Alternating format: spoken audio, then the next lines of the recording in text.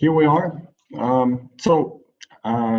If you have any questions about the course, just type this address. That's sli.do/digirights, and we'll see the questions as soon as you write them up. I guess I can tell you guys why we're here. So it's basically about our course for GDPR for citizens, and that's basically from a citizen's point of view. And in the course we go through all the most important rights that the GDPR gives us. If you log on to the course and you go to digirights.info, you can enroll on the course there, and there's better instructions than there were last week, so you should be able to get in and use the course. And this 1 hour is really about raising any issues that there is with the course, or with for example about logging in, or just about if something is difficult in the course, we can try to make that easier, or explain what it means, or really anything about the GDPR that the course covers. I've become fairly familiar with it, so please ask questions. Okay, there's some questions. Excellent. We won't be able to give you a certificate as of yet. We first want to make sure that everything is tip-top, and that's basically what we're also doing over this month.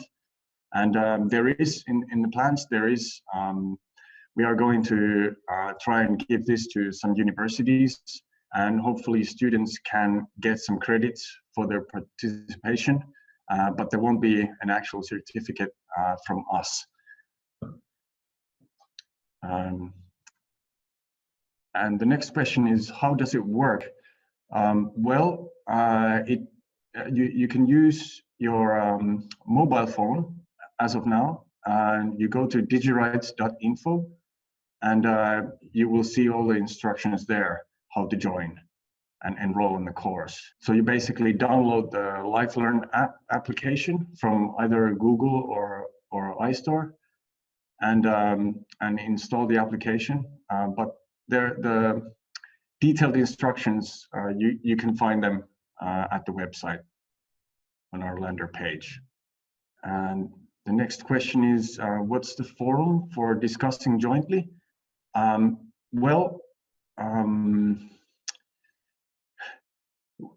We don't actually have a separate forum apart from the LifeLearn platform itself. There are quite a few exercises there that some of them are peer-reviewed, and you're also able to contribute into our work for data protection for citizens, in a way that if you actually go through this course and do the exercises, you'll be contributing in a way that, for example, one of the exercises is making data request. And once you have done those, you may run into difficulties, and telling other people in our forum what difficulties you ran into, it will make it easier for them. And also, we might be able to tell the organization in question, who's the data controller, that they might need to make it a little easier. For example, if you can't find a privacy notice on their site, they should really be told that. And if it's made like impossible, like in some cases we've seen, then it's really a case to go to the data protection authority of your country and asking them to do something about it. They are actually authorized to do that. If you do want to discuss, like in between these workshops and webinars, you can go to our Slack channel. So you can join that by going into the address okfi.slack.com, and there you can join a channel called DigiRights. No, sorry. Wait, let me check that. New digital rights, and hyphens in between every word. So new hyphen digital hyphen rights. Yeah, we were a little stuck with the distance between the webcam and myself. There are actually 2 other people in the room as well who will also be able to help you guys. So anything you need to know, just shoot. Okay, I'll start answering some of the questions by directly replying to them. But in the meantime, you have any more questions, just go ahead and ask. Okay, there's another question. Do you have any idea how many people have already enrolled in the course? So far, I think there's just about, well, actually, exactly 50 people enrolled on the Finnish side, which is digioikeudet.info, and about 125 people on the English version. So altogether, about 175 people so far. But we just launched on Tuesday and sort of had a little technical difficulty. So now we're really ready to push this to as many people as possible. So I think we'll increase those numbers by a fair bit. So basically, on top of people learning about the data protection themselves, this course can also be used as a collective effort in encountering the difficulties that there are in trying to get people's information from organizations. And we are actually compiling a list of all these answers that you give us in the forums. So, and they won't have your personal information in them, such as the email or your name. So really just your answers. And name of the organization, for example.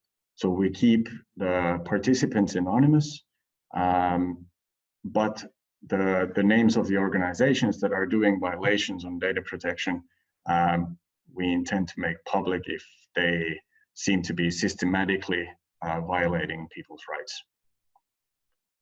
And it will also make the case for your country's data protection authority easier if we can actually show them something that something is going on here, that they're not really complying with the law. Okay, so there was a question, do you plan to have this course translated to some other languages? Well, we've already been approached by some French people who wanted to make some effort into translating this course into French. We have pretty much all the content is in Google Docs, so it'll be fairly easy to just take all that content and translate it for your own use. And I think we would also be able to get you access to LifeLearn platform for you to make to put this translated content there. So for example, if you translated this in French, you could basically first take all the content from us, translate it, and then we'd give you access to LifeLearn so that you could make your own course there in French. So one of the big challenges about the GDPR is that most people don't know their rights, and you have to know them to be able to exercise them. And if those rights aren't exercised, the organizations can ignore them. If people didn't get on board with this first webinar, there are 3 more coming up, and we are always ready to start from 0 level. So anything you have, any questions you have about how to join the MOOC or some of the challenges that are there, you can ask in any of these webinars, and they are weekly, every Tuesday at the same time, 16 UTC. That's 6 p.m. Finnish time. Okay, there's another question. If Finnish authorities like data protection officer know already about this course? Well, that's a good question. We haven't actually told them. I think we'll do that after our last webinar on the 12th of February. And after that, I feel that this course is polished enough to introduce it to universities as well. Maybe get credits for students for participating in that. We're also working on getting desktop access for the course. It might take another month or two, but we are working on it. The developers of the LifeLearn platform are busy trying to accomplish that. Okay, so next question is, can I check my progress within the course? Yes, you can. Once you go through those questions and the steps within the course marks them that you've actually gone through them. So you'll be able to see how far you got, and by doing those exercises, you'll be able to complete the course. Okay, so the next question is, so I need to use my mobile plus the downloaded LifeLearn app to do the course. Yes, that's correct. It's a strength in a way that you'll be able to do it while you're commuting to your work, for example, in the bus or tram or metro, it's a dedicated app, so it works really quite seamlessly once you get in there, and you can download it both from the Android store, Google Play, as well as the iStore. Also, if you want to see something more exciting than my old mug, you can go to vimeo.com and search for DigiWrites, and it shows 4 videos of some of the content of our course. And if you happen to be Finnish, you'll be able to put subtitles, Finnish subtitles on those as well. The same videos are, of course, in the course itself too. Although you need to use your mobile to do the course for now, you're still able to do it anonymously. You don't have to use your real name when you create the profile for LifeLearn. Oh, that's a good question. How long you think the course takes to complete? Okay, so basically it should be about 7 hours, on average about 1 hour per module. So it's not that long, and you basically gain knowledge for the rest of your life. Hopefully we'll recommend it to your friends too. And since you can do it like in the bus when you're going to work, should be no problem doing it within a week or so. If you do make these data requests that are in the exercises, it might take you a bit longer to get the actual answers and then fill in the answers to fill in the answers that you got to our forums. So then it might actually take you up to a month or two just waiting for that answer. But if you go through all of the course, it takes you about 7 hours. Yeah, 30 days, yeah, 1 month. Yeah. Okay, somebody asked, can I invite friends to the course? Yes, of course, please do. It should be enough really just to give them the address of our landing page, which is digirights.info, and all the instructions are there. Yeah. Okay. I was also told that it might be possible to invite you straight to the course once you get onto the platform.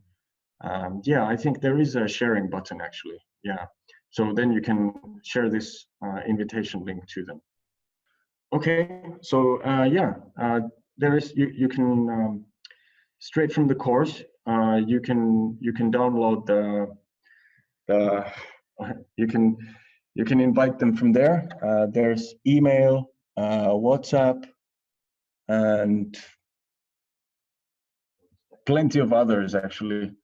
So you can invite them through the course, as well as just calling them on the lander page, which is really, I think, almost as easy.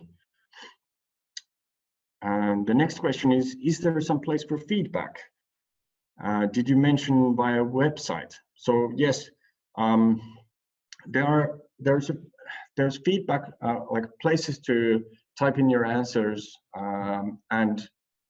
and what you think of the course as well, in the LifeLearn course material itself. There's some fields to fill, and on top of that, there are also forums on our website, where you can see there's feedback on the course itself. There's feedback on creating the SAR, the subject access request, which you send to the organization.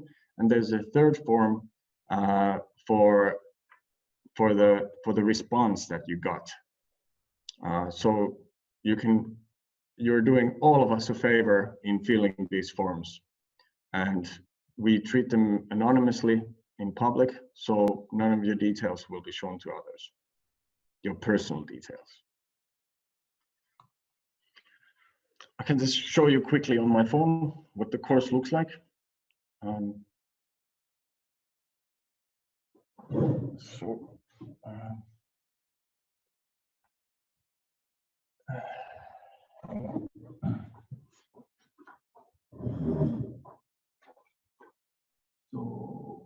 it's like this. That's in Finnish now. But you go across and you click on these. It's different parts. It's divided into 7 modules, which all have quite a few subsections. And for example, the exercises are always at the end, just like the glossary and the sources. And yeah, it's fairly straightforward. It's really the information within that's a bit more complicated, but the platform itself really does work quite well. And should be really quite easy to use. Don't be afraid to ask questions. There's no silly questions. And if you want to see some more action, check out our videos on vimeo.com and search for DigiRights. There's 4 videos that you can have a look through. They're all just 1 minute each. And everyone will be able to participate in this course in the next 5 years. We have made a contingency plan to host it for the next 5 years. And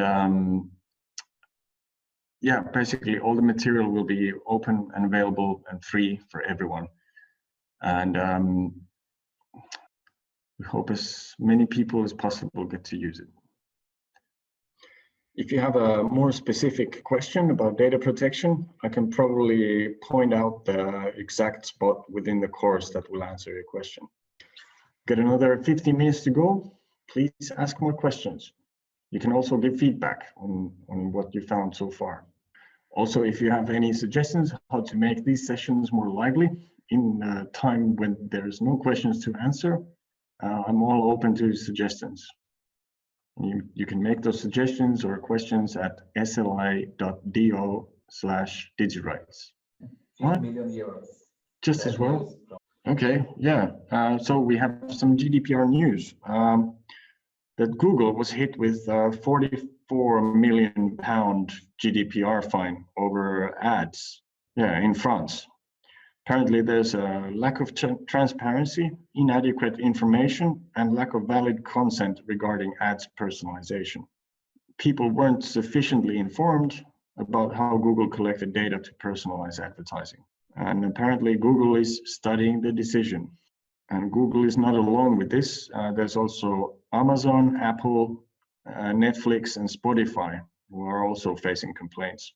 Well, this is really a good example. I mean, if Google is really studying the decision to determine its next steps, it sounds like people who have made a case against them are actually changing the way that data protection is working.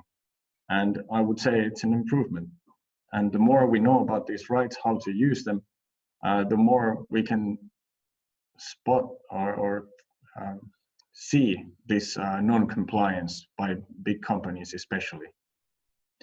The last and the seventh module in the course is about MyData, which is a Nordic model for managing personal data, which basically concentrates on people being able to control where their data is and how it is used. So that might be interesting to some of you who know about data protection already.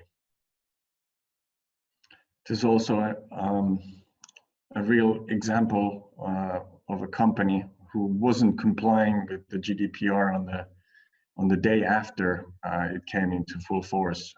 We had a workshop on the 26th of May, and we found out that Pinterest didn't really have a privacy policy visible at all, which is clearly a violation against the GDPR.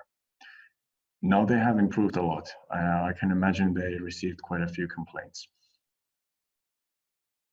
But it's hard to make those complaints or a case at all if people don't know about their rights or that they're being violated. While you're also at the live stream website, you can also see our last video on this same address. That was from our launch event 5 days ago. We have a presentation there that tells you pretty much what I've told you over this session. The course has already been given a fair bit of media attention. Hopefully, we'll get some of the bigger media, like the national broadcasting station and the biggest media company, which is Helsingin Sanomat. It's like the Helsinki paper, and hopefully we'll get more participants for the course through that too. But yeah, we've already managed to make it into a few news articles about this.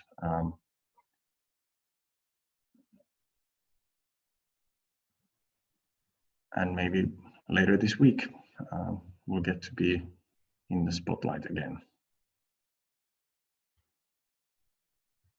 4 minutes to go. Have you thought about your question? What you want to know about our course?